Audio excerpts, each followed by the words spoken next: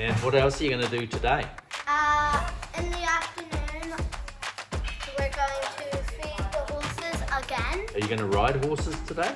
No. You're not going to. Is that because you're shy? No, I'm scared. You're scared.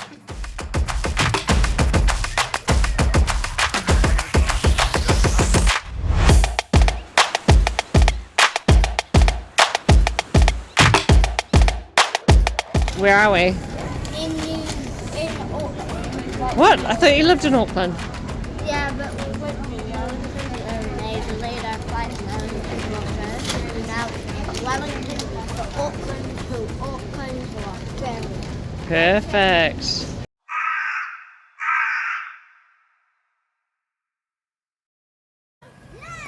This is my favourite day! Saying goodbye to everyone in New Zealand, we headed to Sydney, Australia to stay with our friends Tim and Holly. We had an absolute massive time of saying goodbye to everyone, both in Auckland and Wellington, and we were just pretty strung. So it was really nice to be able to head over with them. We went and spent some time at a couple of beaches, which were beautiful, and it was just, super relaxing, being able to wind down and play, really. The other aspect of it was after shutting down our life in New Zealand, so leaving our rental properties, all the cleanup there, selling our car, all the prep there, and then travelling around, our bank balance was looking pretty slim. And so, Holly asked us when we were over there if there was anything we wanted to do, and we were like, nah, we just want to chill. Holly works at manages a sort of horse retreat where people leave their horses so that they can ride them on the weekends. There's also chalets that people stay, so she manages that. And so we spent time with them there and their 3 beautiful children, and it was just such a good time. We have needed to just have a real mental break, planning, thinking about finances and how we're going to do it, what the pitfalls are, planning where we're going, the next destinations, all of that was really playing heavily on our brain. So it was so nice just to be able to chill out. We went to the reptile park, which was really cool. It was one of those places where you really get to interact with the animals. So we got to pet a baby koala, feeding kangaroos, seeing some animals that, you just don't usually see, was really cool. Kimono dragons. The woman with the Tassie devil that she raised, nuts. So those interactions were really cool. I really felt like we got to engage with the animals there. Feeding out was always a bit fun. Apparently there's a snake in the barn, so I was always a bit freaked out. The kids loved riding on the back of the truck, just never done that before. Riley really took to all the horses.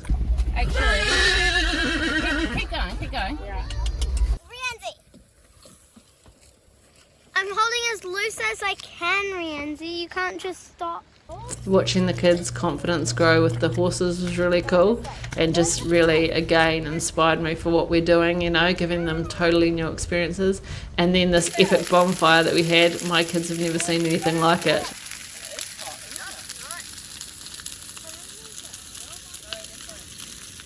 Look, if you don't get out, I'll come down there and I'll put the car battery in it. After a super refreshing week, it was up and away, leaving Sydney Airport to Bali. So, Tim and Holly, thank you so much. And it was just such a blessing to be able to chill, honey bunny.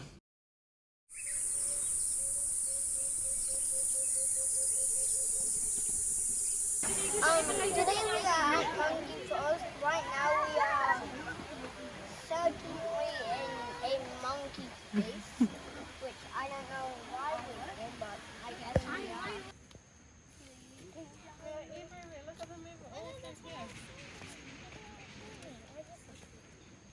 You can tell he's a boy because there's a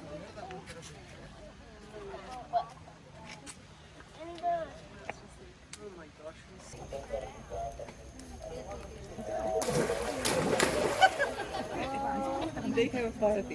So after our awesome time in Australia with our friends, which was so good, they're a little bit crazy, we headed to Bali and sort of found our feet pretty quickly. Our accommodation was really cool. We booked 2 rooms initially. It was just the way the configuration on booking.com happened, but it worked out really well. So we had 1 room which we all slept in, because obviously our kids are too little to sleep in a room that was away from us. And then the next one we just used as a workspace when the internet would work. Both had air conditioning, and so it became quite a luxurious space for us. For what was a really inexpensive cost for the month was around $900. I think probably our biggest takeaway from our time was the type of accommodation we had. So it was a shared kitchen where everyone gathered, sort of making their own meals, not necessarily eating together, but we were right in the hub of everyone, and so we made friends really easily, and those friends were totally instrumental in helping us find things. Because initially we were paying way too much for food, and it wasn't until one of the people we were staying with pointed out exactly where the locals bought their food that we went to what looked like a market selling the normal dross that they sell tourists, and lo and behold, you go round the corner and down some unmarked stairs, and very unmarked. in the basement are probably 150 people all selling fruit and vegetables and hot food and the like, and snacks for the kids as well, so we were able to get their snacks really cheap.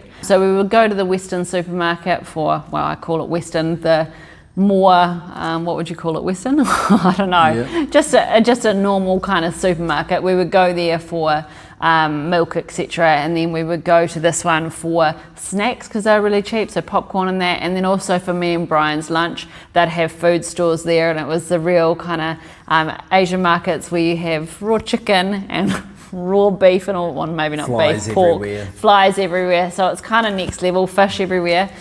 I found Bali to be a little bit grubby. Ruth didn't mind it so much. Certainly the place where we were staying was just immaculate. They had a crew of 4 people just keeping the gardens immaculate. My favourite part about that was that there was a guy with hedge clippers, and he would hedge clip the grass. So he's just sitting there for parts of the day just chopping grass, which pretty I was much very every amused. day he was sitting somewhere in the garden clipping the lawns.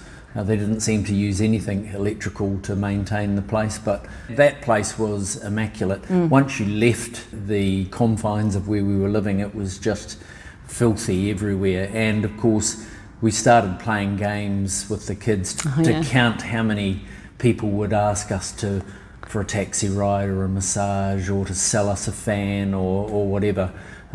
Generally in one 10-minute walk there would be about 12 or more people would try to sell you something. We'd also joke about we should have a yes day where we just say yes to everyone, so we'd be on a taxi for hours, we'd have multiple sarongs, fans, the whole lot. Just out of control. Harvey found it a little bit difficult to acclimatise. The heat was a bit too much for him. He preferred to just stay in an air-conditioned room and pop out to the pool. Pop out to the pool 2 or 3 times a day.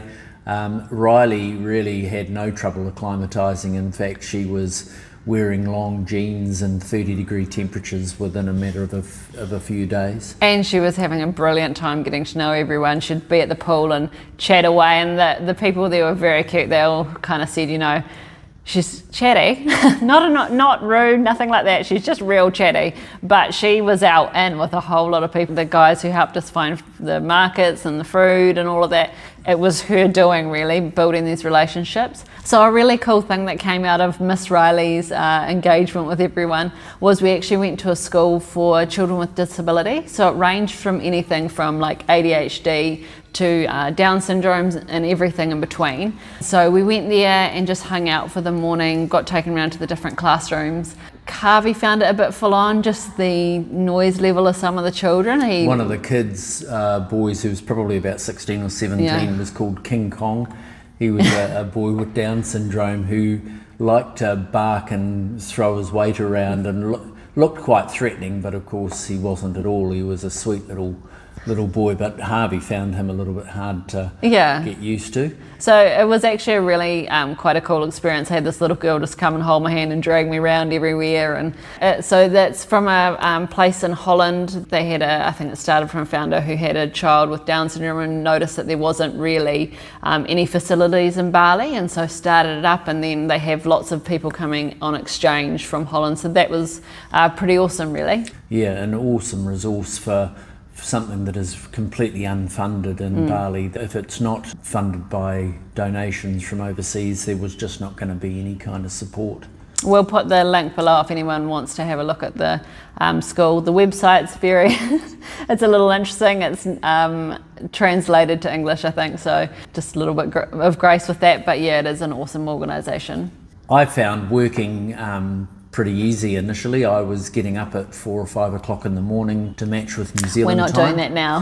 No, we're not doing that now. And yeah, I was just going to the other room and getting all of my work done, and usually by sort of about 9 a.m, 10 a.m. at the latest, I would finish my day's work and we had the rest of the day available to ourselves. Wasn't quite so easy for you to work? Nah, my laptop was struggling to survive. It was an old one that we ended up using when we got rid of our desktops back home, so it was already not that great and it just couldn't handle connecting to the internet. So in the end I could only really work around Brian, but for some reason my work has been really quiet for the last month, so it's just meant that I've been able to be around with the kids a lot more and just kind of help them adjust and adjust myself really. What we then eventually did was visit a day orphanage for Which children. is such a weird concept. Over here, and I think in a lot of places around the world, orphanages aren't necessarily full of orphans. They might have family out and about and around, but they're just unable to look after them. I think this orphanage, most of the kids had lost their dad, and so the mum needed to work during the day, and so yeah, these kids were doing an amazing job. So they come for schooling, so that some of them might go to school in the morning, some of them go to school at night, and so they go around that curriculum and end up doing like swimming, and I think music is a huge thing over there, computer studies. So yeah, just a few different things. It was an interesting experience, and I'd love to hear from people about how they go to things like that. And you know, for us, we want to be able to expose Riley and Harvey to it ourselves. We want to be exposed to people who are less fortunate than us. But for me, I just found it really hard. Brian had a word for how I was feeling. What was your word? It was kind of like exploitative, really. Yeah, this sounds really harsh, but it was like watching an exhibition, you know, that they're putting on a show for us in a way, because obviously they want funding, which is fine, but it just felt a bit hollow for me, and so I'm really keen for us as a family to engage in these things. And because we're there for such a short period of time, you know, a month in a place, I don't know that we can fully integrate into things like that. But yeah, I want to find a way to do it so that it's authentic, I guess. So what we did with the spare laptop we had that wasn't working particularly well is I gutted it the night before and completely refreshed it, and we donated that to the orphanage when we went to visit it the next day. They took it away, and when I went to track down where it had gone so I could give them a converter plug, they were already in a classroom. One of the students was using it, so it was needed, and yeah, it was good for them to be able to find use for something that we really weren't able to use. So obviously our aim is to save money, so we're not constantly doing tourist stuff. It is literally just our normal life with our kids at home at the moment. And so we decided that for each trip, each country we go to, we're kind of going to do one thing. So we're going to put a bit of money aside or whatever and just do one thing with them. So the kids had an option this time, which was to go to water bomb or to wash elephants. I wanted to wash elephants. They wanted to go to water bomb, and it actually turned out an awesome day. Like, it was an expense. It definitely isn't something I would do all the time, but it was so cool. Like, such great rides. The atmosphere was great, lots of shade. It was just a really awesome day. And then we went to Uluwatu, which I really wanted to show the kids. I wanted to show them the beaches, and yeah, just have a good time there.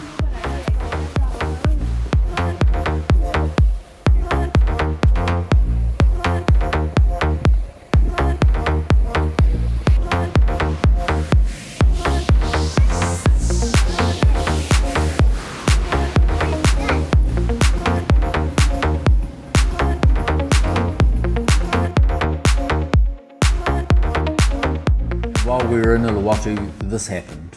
Priced out of the housing market in New Zealand, a Kiwi couple along with their 2 children have taken off overseas in the ambitious attempt to save enough of a deposit to buy a house in Auckland. They've been documenting their journey on social media, from working in the middle of the night to homeschooling their children during the day. Digital nomads Ruth and Brian Tucker join us now live from Bali. Good morning. Hello. Morning. Yes, not feeling particularly Christmassy here. I think it's about 35 degrees at the moment. Oh, goodness. And just after 3 in the morning as well. So we appreciate you getting up early, extra early for us. So that happened because a friend of a friend saw a reel I'd done on Instagram, got in contact and said, hey, I think this is something that TV3 might be interested in. She contracts to them. And so, yeah, went from there. I was up till, we filmed it at 3 o'clock in the morning, so He didn't go to bed. I didn't go to bed because I ended up arranging for somewhere to film it and making sure that all the lighting was right and that we had access to fast internet, etc. And getting some small kittens out of a room that they just kept coming in. These kittens that managed to keep pushing their way in and meowing around the place. I needed to make sure that they weren't there, and woke Ruth up just in time to Get beautiful. To get beautiful and do her thing. We're just coming into a month down now, and our finances have never looked this good. Never. Never. Well, here's a representation of exactly what our finances look like. So we told you we were going to talk about our income, our expenses and our debt. So here we go. So starting with our income, or our turnover into our business, we had a particularly good month while we were in Bali. Actually, we earned $20,822. Was very specific. Normally we would earn around $12,000 per month in turnover, and we'd earn another couple of $1,000 from other sources like students, etc. So that was a particularly good month. Yeah, it wasn't anything, we haven't done anything different. It just happened to be that we got some payments for things. There was nothing special about that. So in terms of our expenses, we're not going to go into everything because it's just pointless. We run a business, and so it doesn't make sense for us to tell you about those sort of expenses that aren't relevant to you. We're just going to cover broad categories of what we're spending in New Zealand and what we're spending now. And we'll cover the things that are actually going to change most dramatically. And so the first one to start with is rent. When we were in New Zealand, we were spending around $3,600 per month to cover the rent for our house in Auckland. In Bali, for the entire month, our rent came to a total of $1,266. So quite a lot of a difference there. One area where we didn't really save much money, and I'm saying we didn't save much, but it was still about $500 less a month, was in food. We kind of knew that going into it. We'd kind of done a budget prior to going to Bali, and Numbeo, is that what it's called? Numbeo kind of lets you know, hey, this is the price difference in food. So we knew it wasn't going to be huge, and particularly because we were trying to cater for our kids. Now if it was just us, we'd go and eat at the markets all the time, but the kids were wanting more Western food, and so that put the dollar mark up a little bit higher. We also didn't, when we first got there, know where all the locals ate, and so we were tending to go to more expensive European kind of places. And Bali itself is not, compared to a lot of other Asian countries, a particularly cheap place to go for food. So our food costs when we were back in New Zealand averaged for a month at around $2,166. That dropped down to $1,625. That was our total amount spent in restaurants and all withdrawals from a bank account, which were always for things like food, etc. Yeah, so one area that Brian was absolutely shocked about was how much we were spending on transport in New Zealand. So it wasn't just transport, it was like vehicle maintenance. We did quite big trips to see our family. It was about a 600-kilometre journey, so we'd do those a few times a year, probably more than a few. And so when we did the final calc of what we spent for per month on transport, what was it, Bar? It was averaging $1,520 a month. We had an expensive 7-seater Outlander, which was expensive to run. We needed to regularly maintain it, and of course those trips to Wellington and back were fairly pricey, but I was shocked. I thought it would be less than half that, but so far on our taxi rides, so taxis to and from an airport for, I think, how long is that drive? And I feel like it's not that long in distance, but it took us, every now and then an hour and a half or something to get from one part of Bali to the other. All of those travel for the entire month were about $169. An entire month is just insane. So we saved a fortune on transportation, not counting airfares, of course. The next thing that we will give you a breakdown of was the utilities, what we spent on water, power, gas, etc., excluding data or internet. Back in New Zealand, we were averaging $510 per month for those. And it was a big round figure here. So Zero, all built into the cost of our $1,266 in rent that we paid for the month. All of that was supplied, although we did buy some water separately. That wasn't a huge amount, and we included that in our food cost. yeah, and also like we realised that this is not necessarily going to be the way going forward. For example, in Vietnam and in Cambodia, we're not 100% sure about Vietnam, but definitely in Cambodia, we're paying for electricity on top of our accommodation. So whatever we spend in the month, we have to pay more. So that we expect that to go up, but we don't expect it to be zero going forward everywhere.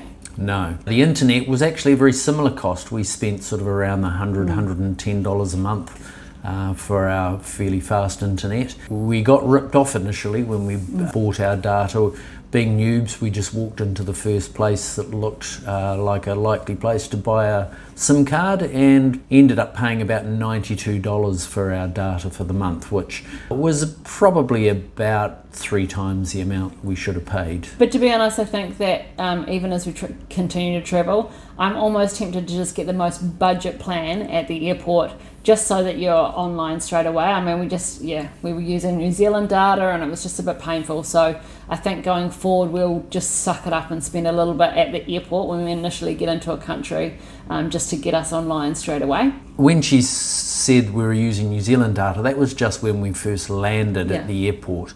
We would switch the data on for the day because there was, I think, an $8 flat charge that our provider in New Zealand charged us, and that gave us data until we got into where we were living, and we were able to remove our SIM card and start using local data. As with any family, there's always miscellaneous purchases. So we needed to get a rash vest for Harvey. We needed to get some goggles. We took the kids, so we decided each time that we go to a new country, we're going to do one kind of big thing. So we took the kids to Waterbomb. So these were miscellaneous expenses on top of all the food and water and all of that. This was stuff that we kind of lumped together. There was everything that wasn't included in food, water, rent, data, all of that. So that came to about $371 in Bali, and it was about $200 in New Zealand a month. So in New Zealand, we lived a very tight budget. People might think we were a bit extravagant with our money, but we very rarely actually spent money out of the house because we just didn't have a lot of spare cash. And I like op shopping, so you know. Yeah, so her idea of a good time was to go out to an op shop and spend $5. So $220 a month was pretty low miscellaneous expenses, and I'd challenge a lot of people to beat that. But so it did increase in Bali, but that was because we wanted to give the kids at least one interesting activity each month. Yeah, and so then the last thing that is a new expense, obviously, that is going forward. So we have normal insurance in New Zealand, so that's our health insurance, life, all of that. We still have that insurance, but we needed travel insurance, obviously. So that's an expense that's going on top, and so that's about $173 a month. We kind of just doing it short term as we go. And yeah, that's what it's working out to be right now. We've paid for the first 5 months, and that's the average cost per month. So that gives you that. For full transparency, we wanted to add in actually what it costs us to get to Bali. So it costs us about $2,290 to get there. And obviously this isn't a cost that's going to be happening all the time. It's the cost of getting out of New Zealand and getting to these Asian countries. Brian, you did a bit of working on what it was going to cost. I did some calculations on what it was going to cost us for the next 4 months, from Bali to Vietnam to Cambodia and then to Thailand, and then flying within Thailand. We're planning to stay there for a couple of months, and that averaged $326 per month was the total cost for those flights. So we're not going to be spending $2,200 every month. No, and we also have visa costs, obviously, getting into countries. So our Bali visas were about $209, and we will continue to have visas for Cambodia, Vietnam, and Thailand doesn't have it for, I think, the first month, and then we have to pay for one. So there is that additional cost as well. And so our total expenses when we were back in Auckland came for these fixed expenses came to around $8,000 per month, and that's dropped to $6,194 a month. So even including that flight to Bali in to there, we've saved a couple of $1,000s per month. Now that's not going to continue. We should save closer to $4,000 if these expenses continued as they are now. Now we get to the important part, which was the bit that we actually are doing this for, other than the experience. What has it done to our overall debt? We had some pretty good income, our expenses dropped, so things are looking pretty good. I've gone back and done a thorough check, and our debt before we left was actually $94,843. And drum roll, it's now $75,519. So it feels crazy that it's so good so far. Obviously, we sold the car, and we've had a boost in income, and our expenses have dropped. But man, our bank accounts have never looked so good. It's almost like pinch yourself, is this actually real? And Brian showed me the figures, and I was like, and so we went back through and we made a slight adjustment just because he had calculated one thing wrong, but it's still significant, like that. Yeah, it's a nearly $20,000 drop in our debt in 1 month. I can't even really get that my head around that, actually. It's not always going to be the case. Like for next month, we have some provisional tax to pay, we have some GST and to pay, December's etc. pretty quiet, so December, January for our industry is really quiet. Yeah, so it's not going to look quite so good next month, but we're certainly heading in the right direction. Now, here's a graph of what our business bank account balance looked since August of 2023, and you'll see that it was almost consistently in overdraft. We would periodically get little amounts of money come in or big amounts of money come in, but then we would always be playing catch up, and we'd be straight back down to a $4,000 or $5,000 overdraft. Now when you look towards the end of November, when we left for Bali, it has made quite a dramatic difference to our bank account. We're now having large deposits go into our account, and we just simply don't even touch them. We're living off the money that we have transferred to ourselves for regular expenses, and we just don't need them. So at this stage, things are looking pretty good. Yeah, and we are really excited. We haven't really figured exactly what debts we're paying off first for some things, so we're just going to work through that. Obviously, tax debt's really important, and so we're going to hit those pretty fast. But yeah, we're just feeling pretty confident overall. So stick with us, because we hope to continue in the way we've started. So we're feeling pretty optimistic that this could work, actually. Very optimistic. Yeah. But hey, we're a month in, so let's not get over ourselves yet. Yeah, we've got plenty of trials and tribulations to come our way, but so far it really looks like this cutting your expenses dramatically and travelling slowly around the world is going to be a done thing. So we were all actually pretty sad to leave Swannon. Yeah. The kids made such fantastic relationships. Some of them feel like they'll be lifelong friends. We literally had a whole lot of them come and sort of stand with us as we were getting rid of our stuff and offer to take the bags to the car, and we had a big photo with all of them. And yeah, it was one of those things where it was like, well, we've actually formed some close relationships in a short amount of time, and I really, like Brian said, I think some of them we definitely will keep in contact with for life. So as we leave Bali, I guess my biggest takeaway is that we definitely want to be in a place which has a bit of a community feel. That just has become such a treasure to us in Bali, and so yeah, that's been something that's really good, and the fact that this is working so far. So we're both pretty stoked about it, and we will see you in Vietnam.